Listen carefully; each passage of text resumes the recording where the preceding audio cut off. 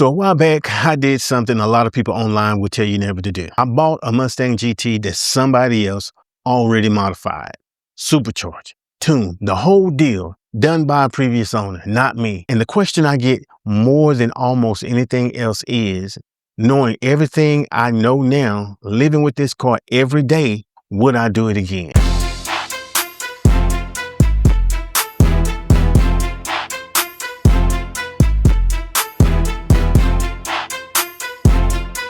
The short answer, yeah, I would. But that answer comes with a giant list of if you do it right.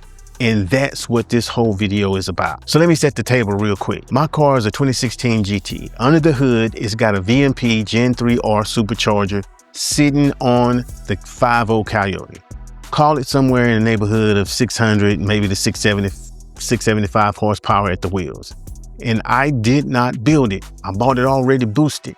That's the whole point of this conversation, because buying a car somebody else modified is a completely different animal than building one yourself. There's a whole crowd that swears you should only ever buy bone stock and do every mod with your own two hands so you know exactly what went into it. And I get that, but I want to make the case for the other side because there are some real advantages nobody talks about enough. So let's start with the good, because there's a lot of it. Number one, depreciation. This is a big one. A supercharger kit like mine, install and tune, is not cheap money.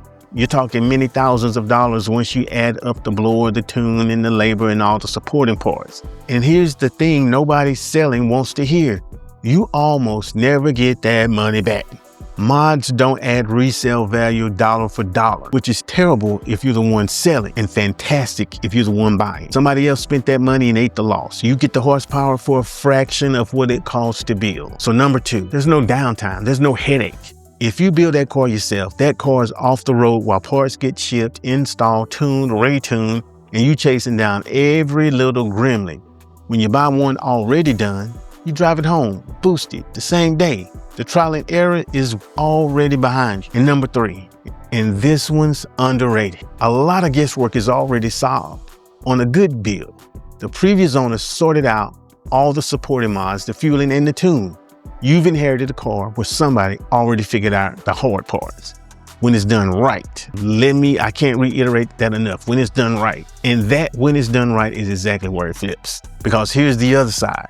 Every single benefit I just listed only works if the person before you knew what they were doing. If they didn't, you're not buying the deal, you're buying somebody else's ticking time bomb. So here's what you gotta look at. First, who tuned it? This matters more than almost anything. A supercharged Coyote lives and dies by its tune. You want to hear a real reputable tuner's name, a shop with a track record. If the seller shrugs and goes, some guy did it, walk away. A bad tune on a boosted motor is how engines die. Second, supporting mods. This is a big trap. A supercharger shoves a ton more air into that engine and it needs the fuel to match. If somebody slapped a blower on a stock fuel system just to hit a horsepower number, that's a problem waiting to happen. The boosted cars that grenade are usually the ones where somebody cheaped out on the fueling system. Ask about the fuel pump. Ask about the injectors. Make sure the fueling actually matches the power or somebody's lying. And I can't say this loud enough. Maintenance history. The number one killer of these Coyotes isn't horsepower, it's neglect. I've seen the horror story. Guys go 15,000 miles without an oil change and wipes out the bearings and the cams. On a boosted motor, oil is everything.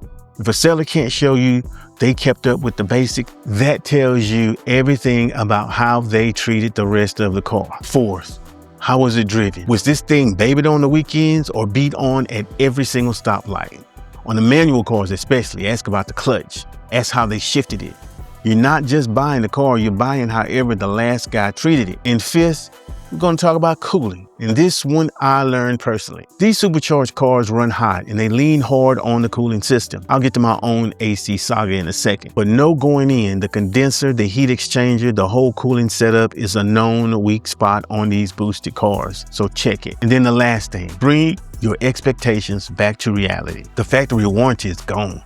Insurance on a modified car is its own conversation, and ideally, get it on a dyno or at least get the tune pulled up and data logged before you hand over any money. Trust but verify. Where am I at actually living with it? Honestly, mostly really good with one big asterisk. The asterisk is the air conditioning, and I'm in Texas. I went through a whole thing where the AC quit on me, and after chasing it down, it came back to a low refrigerant charge and a slight leak. But these 2015 to 2017 cars have a known evaporator core issue on top of that, and the boosted cars just dump even more heat into the mix. So that cooling stuff I just warned you about, I kind of lived it a little bit. But here's what kept me on the yes side. My power level. That 600, 650 range, it's kind of a sweet spot. It's a serious amount of fun without being the kind of number you're snapping cranks or living on borrowed time. But see, the guys pushing 800 and up are playing a totally different game. Ask me. I play that game too. And at my level, this motor is happy. And honestly, the real limiter isn't even the engine, it's traction. Getting all of it to the ground is the hard part. So would I buy an already modified Mustang GT again? Yeah, I would, but not blindly. I do it the exact way I just laid out.